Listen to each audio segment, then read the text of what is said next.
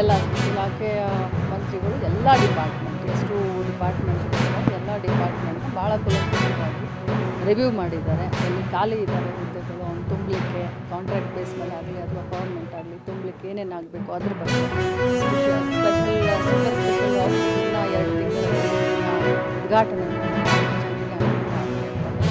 ವಿಶೇಷವಾಗಿ ತಾಯಿ ಮಕ್ಕಳ ಒಂದು ಏನು ಸಾವು ಪ್ರಕರಣ ಅಂತ ಮಾಧ್ಯಮದಲ್ಲಿ ನಾವು ನೋಡಿದ್ವಿ.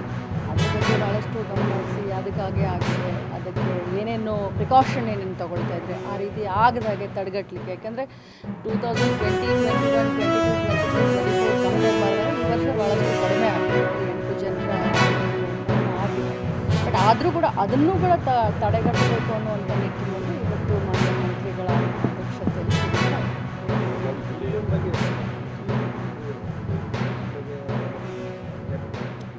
ಹೇಳ್ತಾ ಇದ್ರು. ಯಾಕಂದರೆ ಬೇರೆ ಲ್ಯಾಬ್ ಮೇಲೆ ಬಳ್ಳಾರಿನಲ್ಲಿ ಆದಂಥ ಘಟನೆ ಅದನ್ನು ಸ್ಪೆಷಲಿ ತಾವು ಡಬಲ್ ಚೆಕ್ ಮಾಡಬೇಕು, ಭಾಳಷ್ಟು ಕಾಳಜಿಯನ್ನು ವಹಿಸಬೇಕು. ಕಳಪೆ ಮಟ್ಟದ ಗುಣಮಟ್ಟದ ಔಷಧಿಯನ್ನು ಯಾವುದೇ ಕಾರಣಕ್ಕೂ ಕೂಡ ಬಳಸಬಾರ್ದು, ಡಬಲ್ ಚೆಕ್ ಮಾಡಿ ಇದನ್ನು ಮಾಡಬೇಕು ಅಂತ ಇನ್ಸ್ಟ್ರಕ್ಷನ್ ಕೊಡ್ತಾರೆ.